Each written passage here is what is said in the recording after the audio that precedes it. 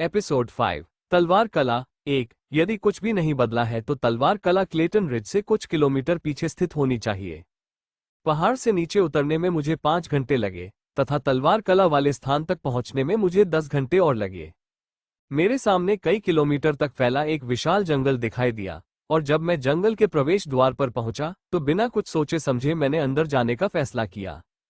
यद्यपि मैं पूरे दिन लगातार चलने से थक गया था, फिर भी मैंने दांत पीसते हुए अपनी यात्रा जारी रखने का निर्णय लिया। कुछ लोग कह सकते हैं कि मैं इस बात को लेकर बहुत अधीर था कि मैं कैसे धोखा देने वाली वस्तुओं की तलाश में अपने शरीर की उपेक्षा कर रहा था, लेकिन मैं इससे असहमत हूं। न केवल मैं एक ऐसी दुनिया में पुनर्जन्म ले रहा था जहां कमजोर लोग ताकतवर लोगों का शिकार थे, बल्कि निकट भविष्य में अगर कोई पर्याप्त रूप से मजबूत नहीं था तो केवल मृत्यु ही उसका इंतजार कर रही थी। यदि मैं अपने सामने आने वाली निश्चित मृत्यु लक्ष्यों को पार करने के लिए पर्याप्त रूप से मजबूत बनना चाहता हूं, तो मेरा एकमात्र विकल्प यह है कि मैं अपनी शक्ति को यथासंभव बढ़ाऊं। मैंने जो भी मिनट बचाया उसका उपयोग मैं स्वयं को प्रशिक्षित करने में कर सकता था। बाहर अंधेरा होने के बावजूद मेरी दृष्टि पर कोई असर नहीं पड़ा, आंशिक रूप से मेरे शरीर की बेहतर स्थिति के कारण, जो कि मैंने पहले खाए गए चमत्कारी फल के कारण था। एकमात्र समस्या ये थी कि मैं जंगल के बीच में था, इसलिए भले ही मेरी दृश्यता स्पष्ट थी, फिर भी यह पता लगाना मुश्किल था कि मेरे सामने क्या है। अगर मुझे गलत याद नहीं है तो पास में कोई नदी होगी। फिलहाल मेरा लक्ष्य एक ऐसी नदी की तलाश करना था जो क्लेटन रिज की सबसे ऊंची चोटी से सीधे बहती हो, क्योंकि जो लोग तलवार का रास्ता खोजते हैं वे सबसे ऊंची चोटी से होकर बहने वाले मार्ग का अनुसरण करते हैं। जब नायक एक तहखाने को साफ कर रहा था तो उसकी नज़र 3 प्राचीन स्क्रॉल पर पड़ी जो एक दूसरे के बगल में बड़े करीने से रखे हुए थे, और उनमें से एक स्क्रॉल की विषय वस्तु पर वे सटीक शब्द अंकित थे।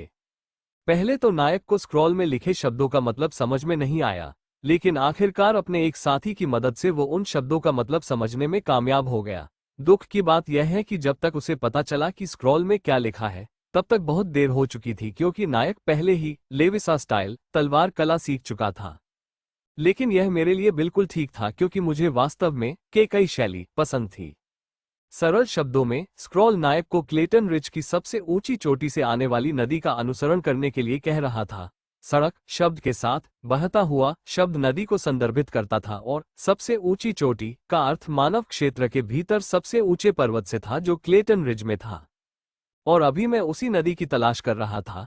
मुझे नदी खोजने में ज्यादा समय नहीं लगा, लेकिन जब तक मैं उसे खोज पाया मैं वाकई थक चुका था।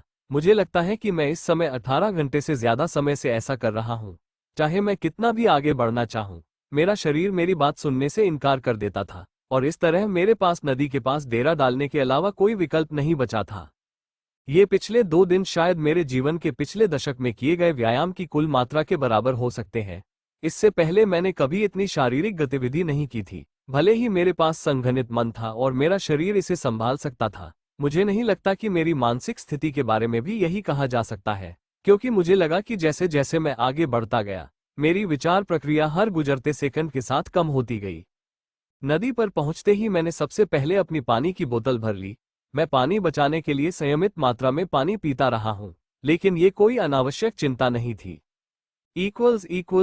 शीर्षक संपीड़ित पानी की बोतल रैंक जी जोड़ विवरण वजन को प्रभावित किए बिना 50 लीटर तक पानी स्टोर करने की क्षमता वाली पानी की बोतल। मेरा मतलब है इस पानी की बोतल में 50 लीटर तक पानी भरा जा सकता है। क्या यह बहुत ही अद्भुत नहीं था? क्लेटन रिज के लिए रवाना होने से पहले मैंने इस छोटे बच्चे को रेलवे स्टेशन पर उठाया, और मैं यह नहीं कह सकता कि मैं इससे असंतुष्ट था। इसमें न केवल 50 लीटर तक पानी भरा जा सकता है, बल्कि इसकी उन्नत प्रौद्योगिकी के कारण इसमें पानी की मात्रा भी 10 गुना कम हो सकती है, जिसका अर्थ है कि भरी हुई पानी की बोतल का वजन केवल 5 किलोग्राम होगा। खैर, यह अंतिम विशेषता तो अनिवार्य थी, क्योंकि मेरा मतलब है कि 50 लीटर पानी रखने वाली बोतल ले जाने का क्या मतलब था जब आप उसे पकड़ भी नहीं सकते। पानी की बोतल के बारे में जिस बात ने मुझे सबसे ज्यादा चौंकाया वो इसकी अद्भुत तकनीक नहीं थी, बल्कि वास्तव में इसकी कीमत थी। इसमें मुझे केवल 20 यू का खर्च आया। यू वो मुद्रा थी जिसका प्रयोग इस विश्व में किया जाता था, और इसका अर्थ था संघ, जो मानवता की देखरेख करने वाला वर्तमान संघ था। इसके अलावा केंद्रीय सरकार, जो द्वितीय प्रलय के शुरू होने से पहले सबसे बड़े राष्ट्रों के बीच एक गठबंधन थी। संघ वर्तमान में मानव क्षेत्र में सबसे अग्रणी संगठन था, जिसे केवल केंद्र सरकार ही नियंत्रित कर सकती थी। यहां तक कि सबसे बड़े गिल्ड भी संघ के अधिकार को चुनौती देने की हिम्मत नहीं करते, क्योंकि अगर वे उनके खिलाफ भिड़ गए तो ये स्थायी विनाश का कारण बन जाएगा। संघ के पास सबसे ज्यादा संख्या में एस रैंक वाले हीरो हैं, जो इसे मानवता के शिखर पर खड़ा एक विशालकाय संगठन बनाते हैं। यूनियन को विशेष रूप से भयावह बनाने वाली बात यह नहीं थी कि उनके पास सबसे अधिक संख्या में एस रैंक वाले नायक थे। नहीं, यह उनके नेता थे। संघ के 7 प्रमुख, प्रत्येक की शक्ति एस रैंक से कहीं अधिक है तथा वो पौराणिक एसएस रैंक तक पहुंच गया है। वर्तमान में मानव डोमेन में केवल 15 एसएस रैंक हीरो मौजूद हैं और उनमें से 7 यूनियन का हिस्सा है, जिससे यूनियन मानव डोमेन में मुख्य शक्ति बन गई है। प्रत्येक सिर हीरो रैंकिंग में एकल अंक का रैंक था, जो मानवता के सबसे मजबूत सदस्यों को दर्शाता है। हीरो प्रणाली केंद्रीय सरकार द्वारा बनाई गई एक प्रणाली है जो किसी व्यक्ति को उसकी उपलब्धियों और ताकत के आधार पर रैंक प्रदान करती है। यह एक ऐसी प्रणाली थी जिसे व्यक्तियों को अधिक शक्तिशाली बनने के लिए प्रेरित करने के उद्देश्य से बनाया गया था, क्योंकि इससे न केवल उनका नाम गौरवान्वित होता था, बल्कि शीर्ष रैंकिंग वाले नायकों को हर वर्ष उचित मौद्रिक मुआवजा भी दिया जाता था। दूसरे प्रलय के बाद से मानवता 2 गुटों में विभाजित हो गई है, नायक और खलनायक। जहां खलनायक वे व्यक्ति होते थे जिन्हें उनके द्वारा किए गए अपराधों के आधार पर वर्गीकृत किया जाता था। केंद्र सरकार ने प्रत्येक खलनायक के सिर पर इनाम रखा है और खलनायक का पद बढ़ने के साथ इनाम की राशि भी बढ़ती जाती है। लेकिन वास्तव में खलनायक कहलाने के लिए किसी व्यक्ति को राक्षस के साथ एक समझौते पर हस्ताक्षर करना होगा। ये राक्षसों के लिए अपने जीवन को समर्पित करने की प्रतिज्ञा थी, जिसके बदले में राक्षस उन्हें अपनी शक्ति का एक हिस्सा प्रदान करता है। चूंकि राक्षस वर्तमान में कई जातियों के विरुद्ध गतिरोध में थे, इसलिए अपने विरोधियों को कमजोर करने के लिए उन्होंने आंतरिक कलह उत्पन्न करने वाले तरीकों का सहारा लिया तथा उन व्यक्तियों को शक्ति देकर जो शक्ति के लिए उनके आदेश का पालन करने को तैयार थे, वे अपने शत्रुओं को लगातार कमजोर करने में सफल रहे। ये सूत्र, जो युगों से काम करता रहा है, राक्षसों को पूरे ब्रह्मांड में एक प्रमुख जाति बनने के लिए प्रेरित करता रहा है। बाह्य और आंतरिक दोनों ही प्रकार के राक्षसों के निरंतर दबाव का सामना करते हुए केवल संघ जैसा संगठन ही मानवता के बीच शक्ति संतुलन को नियंत्रण में रख सकता था। फिलहाल मेरे पास 250 यूएस है, लेकिन अगर मुझे और पैसों की जरूरत पड़ी तो मैं अपने माता पिता से पूछ सकता हूँ। ये बताना भूल गया, लेकिन जब मेरा इस दुनिया में पुनर्जन्म हुआ तो मुझे पता चला कि मेरी एक माँ, एक पिता और एक छोटी बहन है जो सिर्फ 2 साल की है। सबसे महत्वपूर्ण बात यह है कि जाहिर तौर पर मेरे पिता गैलेक्सिकस नामक एक मध्यम छोटे आकार के गिल्ड के गिल्ड मास्टर थे। क्योंकि मुझे अपने उपन्यास में इस गिल्ड को शामिल करने की कोई याद नहीं है, इसका मतलब केवल 2 चीजें हो सकती है। या तो ये कथानक के लिए बहुत महत्वहीन था, या मेरे पुनर्जन्म का कहानी पर तितली प्रभाव पड़ा और इस तरह गैलेक्सिकस का निर्माण हुआ। मैं ईमानदारी से पहले विकल्प को पसंद करता हूं, क्योंकि दूसरे विकल्प का मतलब होगा कि कुछ घटनाएं कहानी से अलग हो जाएंगी जो उस कहानी में अनिश्चितता का तत्व लाती है जिसे मैं जानता हूं। एक गहरी सांस छोड़ते हुए मैंने अपने बैग से एक छोटा सा क्यूब निकाला। फिर मैंने क्यूब के ऊपर लगे एक छोटे से बटन को दबाया और उसे जमीन पर फेंक दिया। शम तुरंत ही घन एक बड़े नीले तंबू में बदल गया जो लगभग एक कमरे के आकार का था। अपनी आंखों के सामने घन को स्वतः खुलते देख मैं आश्चर्य से हौंफने से खुद को नहीं रोक सका। शीर्षक, संपीड़ित तंबू रैंक, जी जोड़, वर्णन, ब्लड कलिंग चमगादड़ की खाल का उपयोग करके एक बटन दबाकर 2 मीटर वर्गाकार तंबू खड़ा किया जा सकता है। ये बहुत अच्छा है। अगर मेरे पास ये सब कुछ होता तो मैं अपनी दुनिया में कैंपिंग जरूर करता। मेरा मतलब है कि मैं तंबू लगाने की परेशानी से गुजरे बिना ही कुछ सेकंड में तंबू लगा सकता था।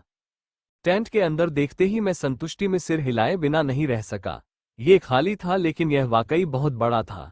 इसमें 5 से ज्यादा लोग पूरी तरह से समा सकते थे, और अगर हम इसे जोर से धक्का दे तो और भी ज्यादा। इसके अलावा चूंकि यह खून से लथपथ चमगादड़, जी रैंक वाले जानवर की खाल से बना था, इसलिए यह सामान्य प्लास्टिक की तुलना में कहीं ज्यादा टिकाऊ था, और कुछ लोग कह सकते हैं कि यह टिकाऊपन के मामले में कुछ धातुओं के बराबर था, जिससे यह एक बहुत अच्छा टेंट बन गया। अपने सोने के उपकरण निकालकर मैं आराम से टेंट के अंदर लेट गया और अपनी आंखें बंद कर ली। मैं इतना थक गया था कि लेटने के कुछ सेकंड बाद ही मुझे नींद आ गई। अगले दिन अपना सामान पैक करने और एनर्जी बार के रूप में नाश्ता करने के बाद मैंने नदी के किनारे चलते हुए 5 सितारा मार्शल मैनुअल की ओर अपनी यात्रा जारी रखी। अच्छी खबर यह थी कि मैं आगे बढ़ते हुए जानता था कि मैं क्या ढूंढ रहा हूं। दूसरी ओर बुरी खबर यह थी कि मुझे नहीं पता था कि मुझे जो ढूंढना है उसे पाने के लिए मुझे कितनी देर चलना होगा। मैं सिर्फ अपने आप पर ही आलस्य के लिए विलाप कर सकता था। जब मैं यात्रा के दृश्य लिख रहा था तो मैंने महत्वपूर्ण जानकारी को पूरी तरह से छोड़ दिया, जैसे कि नायक ने कितनी देर तक पैदल यात्रा की, या कभी कभी तो मैंने उसे पूरी तरह से छोड़ दिया और नायक की यात्रा को छोड़कर उसे गंतव्य पर पहुंचा दिया। इस प्रकार भले ही कोई चीट आइटम हो जिसे मैं वास्तव में प्राप्त करना चाहता हूं, मुझे ये भी नहीं पता होगा कि कहाँ देखना है, क्योंकि मेरे आलसी स्वभाव ने यह नहीं लिखा कि वह स्थान कहाँ है। मैंने केवल सामान्य क्षेत्र लिखा, लेकिन वह भी बेकार था क्योंकि कुछ क्षेत्र इतने बड़े थे कि मुझे उन्हें तलाशने में सालों लग जाते। इसके अलावा मैंने क्षेत्र के आसपास छिपे खतरों को भी बाहर रखा, जिससे चीट आइटम को खोजने की संभावना और भी कम हो गई। हालांकि आप वास्तव में मुझे दोष नहीं दे सकते। मेरा मतलब है कि कौन उम्मीद करेगा कि वो अचानक अपने ही उपन्यास में फंस जाएगा। इसके अलावा मैंने यात्रा के दृश्यों को छोड़ दिया क्योंकि वे बहुत उबाऊ थे। खुद को रोकते हुए मैंने अपने सामने एक अजीब चट्टान को देखा। चट्टान का आकार अजीब था और इसकी रूपरेखा एक समुराई की तरह थी जो अपने सिर के ऊपर तलवार पकड़े हुए था। मैं कहता हूं कि ये दिखने में वैसी ही थी, लेकिन यह उस समय काई और लताओं से ढकी हुई थी, जिससे अगर कोई ध्यान से न देखे तो वह इसे कभी नहीं देख पाएगा। बेशक मुझे पता था कि यह ऐसा क्यों दिखता है, क्योंकि यह वास्तव में एक चट्टान नहीं थी, बल्कि ग्रैंडमास्टर केकई की याद में बनाई गई एक मूर्ति थी। जैसे जैसे समय बीतता गया, मूर्ति धीरे धीरे खराब होती गई और पास से गुजरने वाले किसी भी व्यक्ति को यह एक अजीब आकार की चट्टान जैसी प्रतीत होने लगी। बैठते ही मैंने एक छोटा सा कपड़ा बिछाया और उस पर बैठ गया। और अब हम बस इंतजार करेंगे। मैं सूरज के डूबने का इंतजार कर रहा था, क्योंकि सूरज के डूबने के बाद ही मुझे पता चल पाता था कि मुझे कहाँ जाना है। यह मूर्ति ग्रैंडमास्टर केकई ने तब बनाई थी जब वे जीवित थे, और इसे इस तरह से डिजाइन किया गया था कि हर सूर्यास्त उस जगह की ओर इशारा करे जहां उनकी कब्र है। इस बिंदु से आगे मैं सख्ती से उसी बात का पालन कर रहा था जो मैंने ग्रैंडमास्टर केकई की कब्र को खोजने के बारे में लिखा था। सबसे पहले तो नायक ने कभी यहां आने की जहमत नहीं उठाई, क्योंकि उसने केकई शैली नहीं बल्कि लेविसा शैली को चुना था, जिससे ये पहली बार था कि कोई वास्तव में यहां आया था। सूरज को ढलने में ज्यादा समय नहीं लगा और ठीक उसी समय जब सूरज मूर्ति के ठीक ऊपर से गुजरा, तलवार की नोक से एक सुनहरी रेखा उभरी। रेखा कहाँ जा रही थी, ये देखकर मैं लगभग यह अनुमान लगा सकता था कि यह उत्तर पश्चिम दिशा में दूर दूर तक फैले एक बड़े लेकिन अगोचर पेड़ की ओर इशारा कर रही थी। बिंगो! बड़े मुस्कुराते हुए मैंने तुरंत उस पेड़ का ध्यान किया और उसकी ओर भागा। सूरज को अस्त होने में लगभग 150 से 200 सेकंड लगते हैं। इसका मतलब है कि मेरे पास मूर्ति से पेड़ तक या कम से कम पेड़ के करीब दौड़ने के लिए बस इतना ही समय था, जो कि मेरे स्थान से कम 1 किलोमीटर दूर था। यदि मैं सूर्यास्त के समय तक पेड़ के पास नहीं पहुंच पाता, तो मैं आसानी से पेड़ को देख नहीं पाता, क्योंकि यह किसी भी अन्य पेड़ से थोड़ा बड़ा होने के अलावा क्षेत्र के किसी भी अन्य पेड़ जैसा ही दिखता था। यदि वो मूर्ति सीधे उन तीनों की ओर इशारा न करती, तो मैं कभी नहीं जान पाता कि कहाँ जाना है। हफ हफ हफ भारी सांसों के साथ वहां पहुंचकर मैं पेड़ के सामने बैठ गया। मैं पूरी तरह थक चुका था। मैं पूरी गति से उबड़ खाबड़ रास्ते पर दौड़ता रहा, जब तक कि मैं पेड़ के सामने नहीं पहुंच गया। जब मैं वहां पहुंचा तो सूरज डूब चुका था, लेकिन मुझे इसकी परवाह नहीं थी क्योंकि मैं पहले ही अपने लक्ष्य तक पहुंच चुका था। अब मुझे क्या करना चाहिए? हालांकि मैं लेखक था, लेकिन मुझे इस बारे में बिल्कुल भी जानकारी नहीं थी कि मुझे आगे क्या करना चाहिए, क्योंकि मैंने कभी ऐसा दृश्य नहीं लिखा था जिसमें नायक ग्रैंडमास्टर केकई की कब्र पर जाता हो। मुझे ये भी नहीं पता था कि कब्र के अंदर कोई जाल या परीक्षण था या नहीं।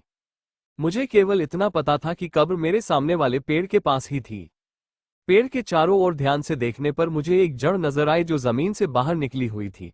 उस पर हाथ रखकर मैंने पाया कि वह दूसरी जड़ों की तुलना में काफी ढीली थी जो जमीन पर मजबूती से जमी हुई थी। बिना कुछ सोचे समझे मैंने तुरंत अपनी पूरी ताकत से जड़ को उखाड़ दिया। स्नैप! तेज आवाज के साथ जड़ सीधे जमीन से उखड़ गई और एक छोटा सा छेद बन गया जिसमें एक व्यक्ति समा सकता था। जड़ को एक तरफ फेंककर मैं तुरंत छोटे से छेद के अंदर चला गया। जब मैं गड्ढे में घुसा तो पहली चीज जो मैंने देखी वह ये थी कि पेड़ के ऊपर सब कुछ खोखला था और पेड़ के ऊपर एक रस्सी लटक रही थी। गल्प! अपनी दृष्टि की रेखा का अनुसरण करते हुए मैंने अनायास ही चौंक कर देखा कि पेड़ के ऊपर से लटकती हुई रस्सी जमीन के बीचों बीच एक अथाह काले छेद के अंदर जा रही थी। गड्ढे में नीचे देखने पर मैं अपनी पीठ से ठंडे पसीने की बूंदें टपकने का एहसास किए बिना नहीं रह सका, क्योंकि सचमुच ऐसा लग रहा था कि गड्ढे का कोई अंत ही नहीं है। साहस जुटाकर मैंने रस्सी को कसकर पकड़ लिया और धीरे धीरे गड्ढे में उतरने लगा। 1 घंटा, 2 घंटे, 3 घंटे, 5 घंटे, जब तक मेरे हाथ सुन्न हो गए। मैं गिनती भूल गया कि मैं कितनी देर से रस्सी पर नीचे जा रहा था।